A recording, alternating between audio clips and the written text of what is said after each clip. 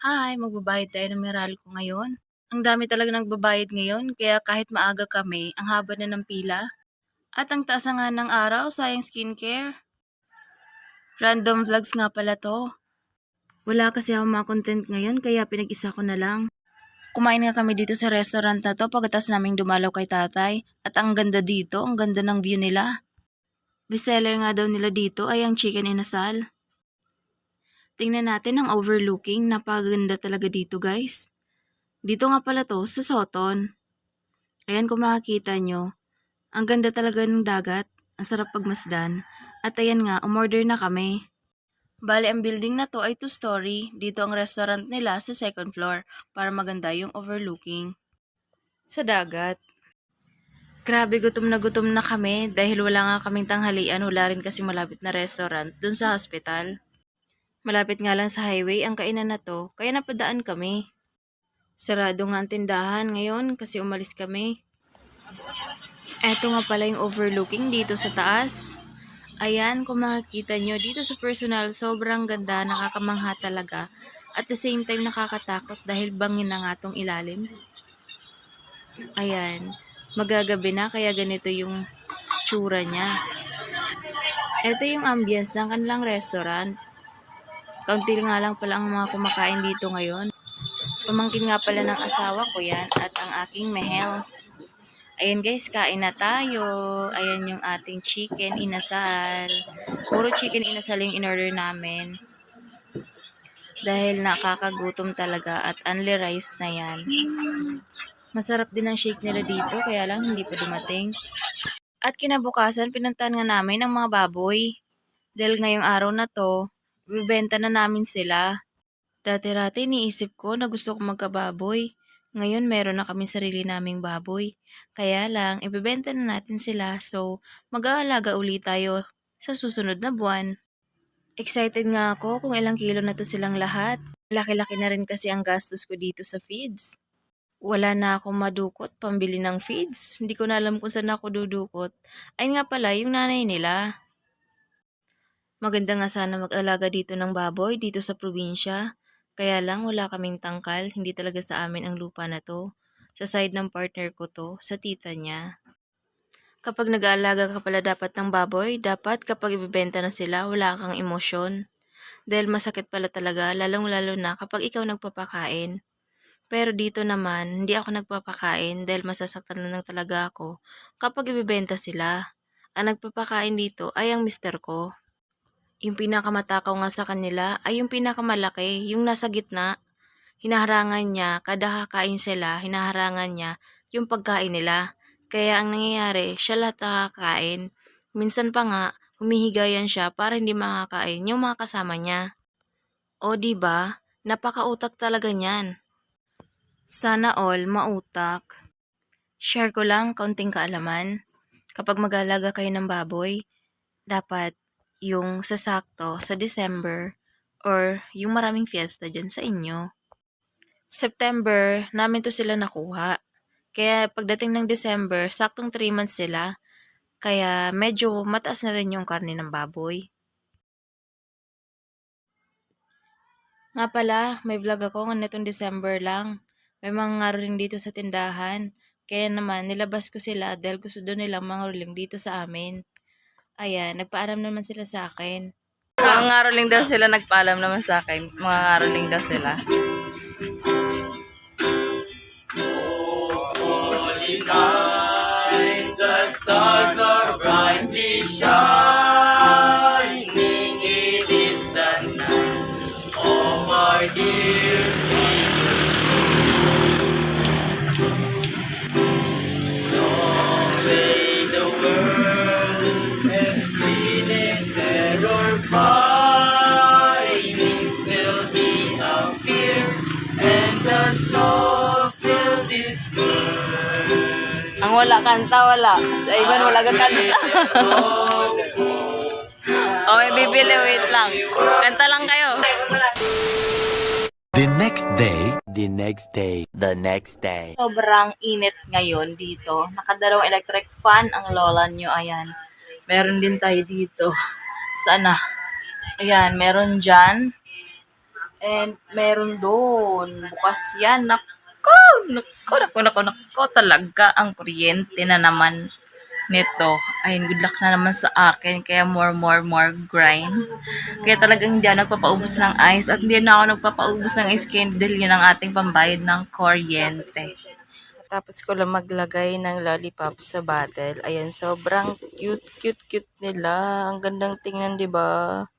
Ayan, iba-ibang flavors. Nilagyan ko siya ng assorted flavors para mas attractive sa mga bata. Ayan. Ooh, grabe. Gusto ko dyan yung ellipse kasi ang sarap. Parang ang sarap kainin lahat pero sobrang tamis niyan.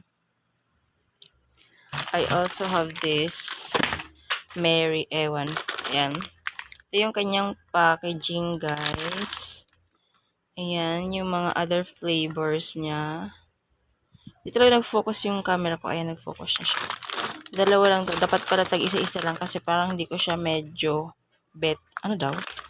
Ayun. Kasi nakita ko lang to. Pinakita na sa akin sa picture. And sabi ko, tatlong pack each flavor. So, yan siya. Parang, hindi ko naman magugustuhan to ng mga bagets. Kasi, meron na akong isa dun. Yung pinakita ko sa inyo yung una. Pero, yan siya. Ito parang kakaiba naman yung packaging niya. Mary Lolly. Yan siya, guys. Ang naanhan ka lang dito kasi kapag hindi pa naman siya bumebenta kaagad, nalulusaw siya, unti-unti siya nalulusaw. Lalo-lalo na ngayon kasi mainit. So, kung hindi siya mabenta, edi pa giveaway ko na lang siya sa Christmas. Ang pag-giveaway natin sa Christmas, papaagaw natin ito sa mga bagets kasi tuwang-tuwa na naman yun sila. Every year talagang may pinapagaw ako ng mga candies dito sa store and papaaga din ako ng mga barya-barya. Ayan. So, yun siya. Meron pa tayo dito. Ayan. Ito yung nagustuhan ko. Ito yung masarap eh. Lips pala guys. Hindi lips. Akala ko lips. Ayan. Kasi masarap to sa gawing din. Lipstick. Ganyan. Tapos ito. Assorted na color. Yan. Tapos ito siya. Maganda rin. Talagang siya, nakakatakam sa mata. So yun, ulo ko kanina, kaya humiga muna ako, nagpahinga muna ako ng saglit, and then si Mahal yung nag-receive ng deliver. May mga deliver tayo dyan. Ayan, yung mga deliver, may Coke, 2 kahan ng Coke yung in-order ko. And ngayon, as of now, nagdi-display ako kasi medyo nawala-wala na naman yung sakit ng ulo ko. And ayun, back to work. Back to duty tayo. Nakalimutan nila yung asukal. 6 kilogram pa naman yung in-order ko kasi wala na akong nakapack na asukal na tag-10. Ayan, kasi yun yung mabibenta sa akin dito talaga. Usually yung mga tag-10 kasi ewan ko, tag-10 yung mga binibili nila eh. Tapos, hindi na-deliver sa akin yung 10 kilos. Kaya, i-order ko na naman ulit yun. Baka bukas na. Pero, meron pa naman ako dito mga wala kasi akong repack, pero magre-repack na lang ako. Kasi meron pa namang 1 kilo na lang na natitira. So, yun na lang yung i-repack ko kapag may, just in case na may bumili ng tag-10. So, yun siya. Mag-display lang ako guys, and I'll be back. Natin si Mahal guys. Nagsusog ba siya, nag-ihaw siya ng flying fish dito sa may Binunga. Ayan, ito yung ayan, fresh na fresh yan guys kasi kakahango lang yan. Kararating lang nung bangkero. Yung iba may ano naman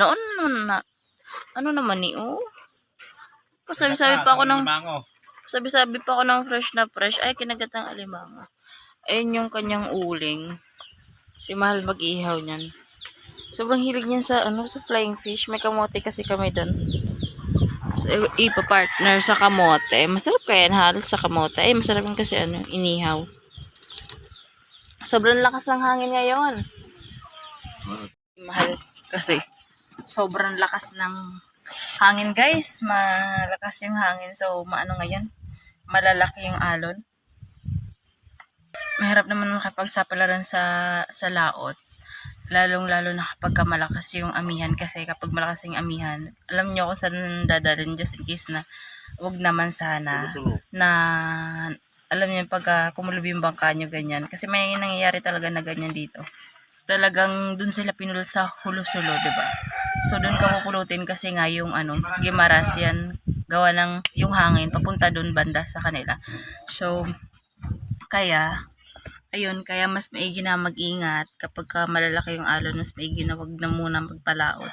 Pero kapag okay naman yung panahon, hindi mahangin masyado, hindi malalaki yung alon, si Mahal talagang walang tigil yan sa pangingisda kasi hobby niya yun. Kumbaga passion niya din yung pangingisda kasi tuwa siya kapag nakakahuli siya ng mga malalaking isda kasi yung hinuhuli nila is yung mga malalaking isda. Depende kung ano-ano lang naman yung hinuhuli. Depende kung ano yung kung ano yung panghuli dito. Pero usually kapag maganda yung panahon, hindi malalaki yung alon, ang hinuhuli ni Mahal yung malalaking isda.